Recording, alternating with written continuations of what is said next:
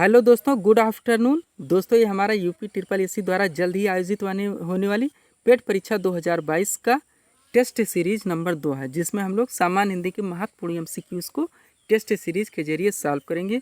वह देखेंगे कि हमारे कितने क्वेश्चन सही हो रहे हैं। तो चलिए दोस्तों, ज़्यादा समय ना लेते हुए हम लोग इसे सॉल्व करना आरंभ करते हैं। दोस्तों, हमारा पहला क्वेश्चन है सूर्योदय का संधि विच्छेद बताना है। किसका? सूर्योदय का। तो क्या होगा दोस्तों? सूर्य प्लस उदय बराबर सूर्योदय, यानी विकल्प नंबर बी सूर्योदय का होगा। सूर्य प्लस उदय बराबर सूर्योदय। अगर संधि की बात करें तो इसमें कौन सी संधि होगी? गुण स्वर संधि, क्योंकि इसमें छोटा प्लस छोटाऊ बराबर ये आपका बन रहा है। छोटा प्लस छोटाऊ बराबर ए आपका बन रहा है, तो यहाँ पे कौन सी संधि होगी? गुण स्वर संधि होगी। और सूर्य प्लस उदय बराबर सूर्योदय। ने देखेंगे क्वेश्चन नंबर 2 को। क्वेश्चन नंबर 2 है हमारा, वैध ऋषि में कौन सी संधि है, ये हमें बताना है क्वेश्चन नंबर 2 में कि वैध ऋषि में कौन सी संधि होगी। तो यहाँ पे गुण स्वर संधि होगी। कौन सी? गुण स्वर संधि होगी। विकल्प नंबर ये हमारा आंसर होगा। वेद ऋषि में गुण स्वर संधि होगी। और दोस्तों, इसमें अगर हम लोग संधि विच्छेद में देखें तो छोटा प्लस ऋण बराबर आपका क्या बन रहा है? आर बन रहा है, इसलिए यहाँ पे गुण स्वर संधि होगी वेद ऋषि में। नहीं देखेंगे क्वेश्चन नंबर 3 को। 3 नंबर क्वेश्चन है हमारा, उच्चारण का सही संधि विच्छेद बताना है क्वेश्चन नंबर 3 में। तो क्या होगा? उत प्लस चारण बराबर उच्चारण, यानी आंसर होगा विकल्प नंबर बी। यहाँ पे तापे आपका हलंत लगेगा दोस्तों, डी में हलंत नहीं लगा है, इसलिए आप कंफ्यूज मत होइएगा। ऐसे भी विकल्प आपसे कॉम्पिटिटिव बनाने के लिए एग्जाम में प्रश्न को दे दिए जाते हैं। तो उत प्लस चारण बराबर उच्चारण, विकल्प नंबर बी आपका यहाँ पे आंसर होगा। और इसमें संधि की बात करें तो कौन सा होगा दोस्तों? जैसे तापे हलंत प्लस चा बराबर आपका चा बन रहा है, तो यहाँ कौन सी संधि होगी? व्यंजन संधि होगी। ने देखेंगे क्वेश्चन नंबर 4 को। 4 नंबर क्वेश्चन दोस्तों, यहाँ से हमारा विलोम का है। आप लोग जानते हैं कि आपके सिलेबस में विलोम बराबर मेंशन किया हुआ है। तो यहाँ से भी दोस्तों हम लोग महत्वपूर्ण क्वेश्चन को इस एमसीक्यूज के जरिए सॉल्व करेंगे और क्वेश्चन का रिवीजन करेंगे। तो यथार्थ का बताना है विलोम। क्वेश्चन नंबर 4 है, क्या होगा दोस्तों? कल्पित, यानी विकल्प नंबर बी यथार्थ का विलोम होगा कल्पित। नेक्स्ट देखेंगे 5 नंबर क्वेश्चन। क्वेश्चन है, निम्न में विलोम शब्द होगा स्वाधीन और पराधीन। यहाँ पे 2 शब्द दिया गया दोस्तों। यहाँ पे एक चीज़ आप ध्यान दीजिएगा कि विकल्प आपके शुद्ध होने चाहिए, आंसर आपके शुद्ध होने चाहिए, वर्तनी की दृष्टि से सही होने चाहिए, व क्रम वाइज होने चाहिए।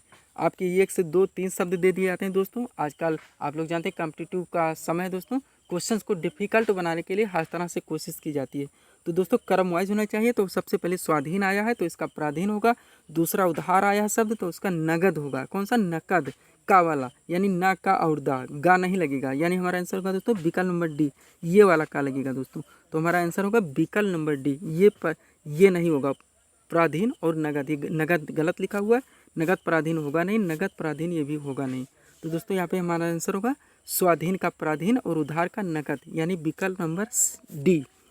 ने देखेंगे क्वेश्चन नंबर 6 को। 6 में हमें त्याग का विलोम बताना है। बिल्कुल इजी है, इंपॉर्टेंट है दोस्तों। क्या होगा? त्याग का विलोम 6 नंबर में ग्रहण। क्या? ग्रहण, विकल्प नंबर ये। ने देखेंगे क्वेश्चन नंबर 7 को। यहाँ से दोस्तों लेखक और रचनाओं से संबंधित क्वेश्चन दिया गया है। वेरी वेरी इंपॉर्टेंट क्वेश्चन है। आपके सिलेबस में बराबर दोस्तों मेंशन किया गया है लेखक व उनकी रचनाएं। तो क्या पूछा गया दोस्तों? मैं नीर भरी दुख की बदली, 7 नंबर है दोस्तों। मैं नीर भरी दुख की बदली की रचयिता बतानी है तो कौन है? महादेवी वर्मा, यानी आपका आंसर होगा विकल्प नंबर ये। मैं नीर भरी दुख की बदली में महादेवी वर्मा इनके रचनाकार हैं। नेक्स्ट देखेंगे 8 नंबर क्वेश्चन। 8 नंबर क्वेश्चन है हमारा, मैं निम्न में कौन सी रचना भारतेंद्र हरिश्चंद्र की नहीं है। दोस्तों मैं आपसे बार बार कहता हूँ कि आप एग्ज़ाम हॉल में क्वेश्चन को पूरा पढ़ने की कोशिश कीजिएगा, क्योंकि लास्ट में हाईलाइट नहीं किया जाता है कि आपसे सत्य बताने और गलत बताते हैं। और दोस्तों 4 से 6 10 क्वेश्चन तक हमारे ऐसे पूरा क्वेश्चन आप पढ़ने के कारण गलत हो जाते हैं, क्योंकि हम क्वेश्चन को पूरा नहीं पढ़ते और अपने आंसर कर देते हैं, जो कि गलत हो जाता है। तो यहाँ हमें बताने हैं निम्न में कौन सी रचना भारतेंद्र हरिश्चंद्र की नहीं है। तो अंधेर नगरी इन्हीं की है, भारत दुर्दशा इन्हीं की है, भारत जननी इन्हीं की है, साहित्य लहरी इनकी नहीं है। ये किनकी है दोस्तों? ये सूरदास की है। सूरदास की 3 रचनाएं आप लोग जानते होंगे, सूरसागर, सूर सारावली और साहित्य लहरी। तो हमारा आंसर होगा यहाँ पे विकल्प नंबर डी, साहित्य लहरी इनकी नहीं, सूरदास की है, यही हमारा आंसर होगा। नेक्स्ट देखेंगे 9 नंबर क्वेश्चन।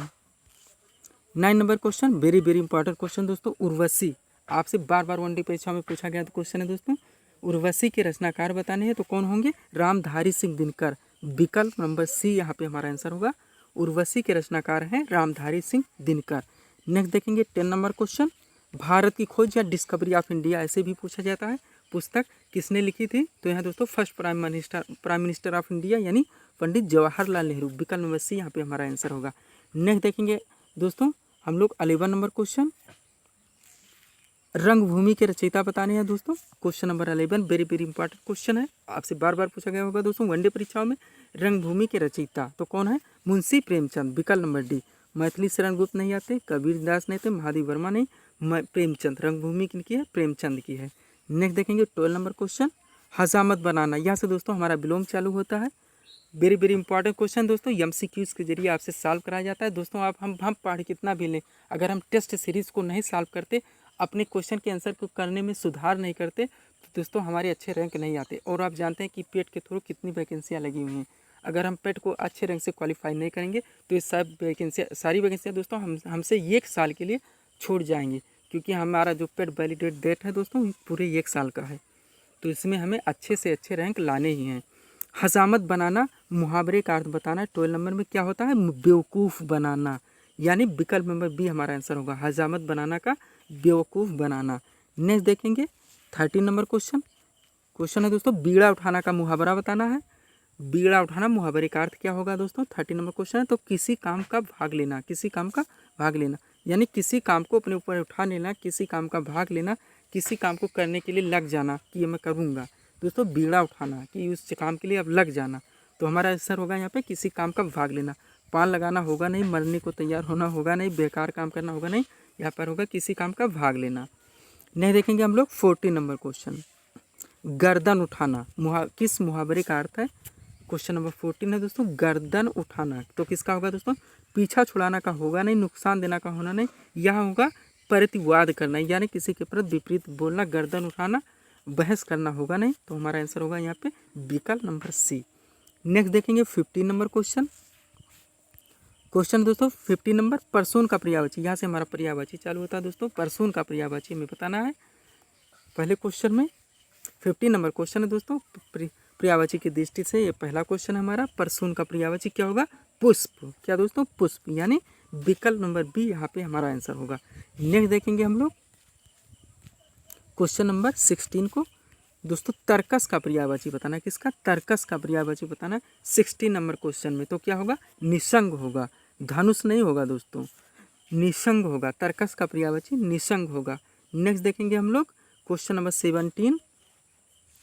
17 नंबर क्वेश्चन हमारे सामने दोस्तों, निम्न में पर्यायवाची की दृष्टि कौन सा जोड़ा शुद्ध है ये बताना है। मार्ग दोस्तों शब्द दिया गया, इसके अंतर्गत दोस्तों ABCD में कई विकल्प दिए गए हैं। ऐसे भी क्वेश्चन दोस्तों बनाए जाते हैं, इसलिए टेस्ट सीरीज आपको सॉल्व करना बहुत ही अनिवार्य होता है। ये क्वेश्चन की लेवल हमें समझ में आ जाती है, क्वेश्चन को कैसे सॉल्व करें ये समझ में आता है, हमारी स्पीड क्या है, हमसे कितना क्वेश्चन सही हो रहे हैं, ये सारी चीज़ें दोस्तों हमें टेस्ट सीरीज के जरिए ही सॉल्व मालूम होती हैं। तभी दोस्तों हम एग्ज़ाम में अच्छे से अच्छा परफॉर्मेंस कर सकते हैं। तो दोस्तों ABCD करके आपके कई पर्यायवाची शब्द जोड़े दिए गए हैं, जिसमें हमें मार्ग का शुद्ध पर्यायवाची कौन सा बनना है ये हमें बताना है। ये में दोस्तों अंग है, वप है, कलेवर है और गात है। ये किसके पर्यायवाची बनेंगे दोस्तों? ये बनेंगे हमारे शरीर के पर्यायवाची, तो हमारा ये होगा नहीं। बी नंबर में क्या है? वासर है, दीवा है और वार है। ये किसका बना है दोस्तों? वासर, दीवा और वार, ये बना है दोस्तों। वार से आप थोड़ा सा जो कॉमन सेंस लगाएंगे तो आपको ध्यान होगा दोस्तों कि ये दिन का पर्यायवाची, किसका? दिन का पर्यायवाची, तो ये भी हमारा मार्ग का नहीं हुआ। सी नंबर है पंथ है, मग है, बाट है। ये आपका बनना है दोस्तों। पंथ भी आपका मार्ग का पर्यायवाची है और मग भी आपका मार्ग का पर्यायवाची और बाट भी आपका मार्ग का पर्यायवाची, यानी हमारा आंसर बनना है दोस्तों यहाँ पे विकल्प नंबर सी। नहीं देखेंगे डी नंबर को, कोविद है, प्रज्ञ है, शुद्धि है। ये तीनों दोस्तों विद्वान के पर्यायवाची है। किसके? विद्वान के पर्यायवाची हैं। तो यहाँ पे हमारा आंसर बनेगा विकल्प नंबर सी। मार्ग का शुद्ध जोड़ा दो पर्यायवाची का है, वो सी नंबर है, पंथ है, मग है, बाट है। ये आपका बनना है शरीर का, बी बनना है आपका दिन का और डी बनना है आपका पर्यायवाची किसका? विद्वान का। नेक्स्ट देखेंगे 18 नंबर क्वेश्चन। 18 नंबर क्वेश्चन है हमारा, निम्न में शुद्ध वर्तनी बताना दोस्तों। आप भी ध्यान दीजिएगा, आध्यात्मिक, आध्यात्मिक, आध्यात्मिक और आध्यात्मिक ऐसे लिखा गया दोस्तों। शुद्ध वर्तनी की दृष्टि से कौन सा शुद्ध है ये हमें बताना है। आपके सिलेबस में वर्तनी शुद्धि से दोस्तों क्वेश्चन आएंगे, क्योंकि आपके सिलेबस में बराबर मेंशन किया हुआ है। तो कौन सा शुद्ध होगा दोस्तों? इसमें विकल्प नंबर सी, आध्यात्मिक। सी नंबर विकल्प आपका आंसर होगा। नेक्स्ट देखेंगे हम लोग 19 नंबर क्वेश्चन। 19 नंबर क्वेश्चन दोस्तों, यहाँ पे अब अशुद्ध वर्तनी का चयन करना है। क्या? अशुद्ध वर्तनी का चयन करना है। क्षणिक है, अनुवादित है, अकस्मात है और पश्चात लिखा हुआ है।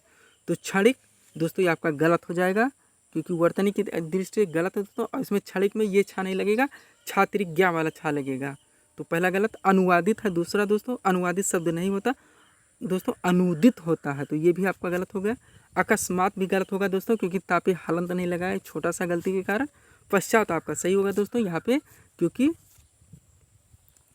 पश्चात दोस्तों आपका यहाँ पे विकल्प नंबर डी आपका सही बन रहा है। पश्चात आपका सही आंसर होगा। लेकिन दोस्तों थोड़ा सा क्वेश्चन में गलती है, यहाँ पे अशुद्ध नहीं शुद्ध वर्तनी का ही चयन करना, ये आंसर है दोस्तों। टाइपिंग में थोड़ा मिस्टेक है, शुद्ध वर्तनी का चयन करना। तो क्षणिक आपका गलत है, अनुवादित नहीं होता, अनुदित होता है, अकस्मात में हलंत लगेगा।